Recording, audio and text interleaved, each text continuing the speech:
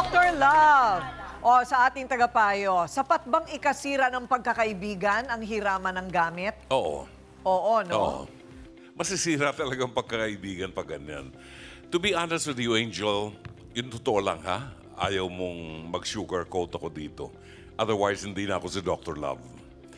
Sa edad kong ito, 74, ngayon lang ako nakakita ng taong katulad mo na gagamit ng personal na gamit, underwear ng iba, isusuot mo. Hindi normal na ginagawa ng tao yun eh. Kung wala kang underwear na magagamit, huwag ka nang magsuot ng underwear. Susunod, Fer.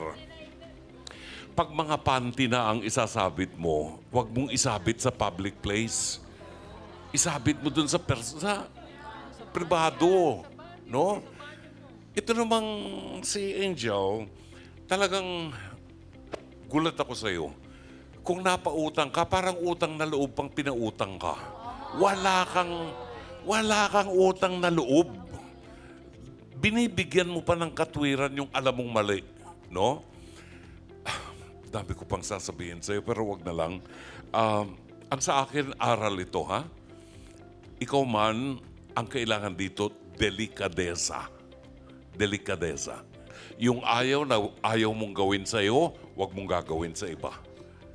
Nasa panahon tayo ng Kwaresma ngayon, no? Lenten season. Pagnilayan natin. I wish you all the best. Okay. Attorney Lorna, itong pamamahiya naman na sinasabi, ano ang hangganan niyan? Sabi mo nga, hindi chismis ang sinasabing chismis kung totoo. Kung totoo. Okay. Sa ganitong pagkakataon naman, may atraso sa kanya na mamahiya, may kasalanan din ba siya doon? Oo. Pero yung, alam mo, yung chismis or yung paninira, dapat commensurate. Ibig sabihin, panty ang ninakaw. Ikaw, ang sinisira mo, reputation. So, mag-ingat na lang dyan sa salita, no? Mag-ingat tayo kasi magkakaibigan kayo eh. Yung panty, nasusole, pero yung reputation, hindi. Reputasyon, hindi. On both sides. On both sides, no? Kasi parang may nagsisinungaling dito somehow, no? Ipaalala ko lang ang priorities natin. Kasi sabi ni Angel, anong gagawin niya? Meron siyang pinapakain na aso, meron pa siyang pinapakain na asawa. Eh kung hindi mo kayang magpakain, eh wag na lang. Alam mo yung inggit na yan, lalo na sa panahon ngayon ng social media, no? Ini-enforce ng social media yung inggit. Gusto ko to, panty na may butas, bibili ako nito. Hindi ka maka-afford, eh dinakawin mo na lang sa kaibigan mo. So mag-ingat tayo sa mga sa mga desires natin. At ikaw naman, nagamit na yung panty, bigay mo na lang sa kanya. Kasi nagamit na niya yan.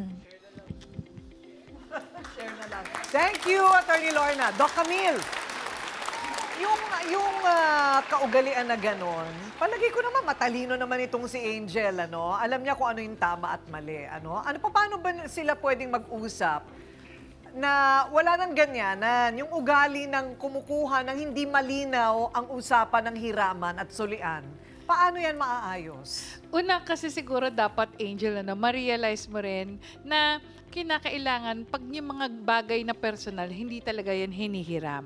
Alam mo, meron po kasi ate ko rin na tinatawag na paraphilia. Ang paraphilia kasi, hindi pa siya paraphilia disorder ha. Yung gumagamit or yung sabihin na natin, ang interest, yung tinatawag nating mga bagay na nakaka-arouse. So, meron, yan yung underwear fetishism. Meron kasi, yung iba, kukuha ng panty, kinokolekta lang. Merong iba, sasabihin, titignan lang. Merong iba, hinahawakan lang yung panty, iba na yung pakiramdam. Pero yung ginawa mo kasi, sinuot mo. So, ibig sabihin, alam mo, pag yung ganun, pag inulit-ulit mo yan, it becomes a mental disorder.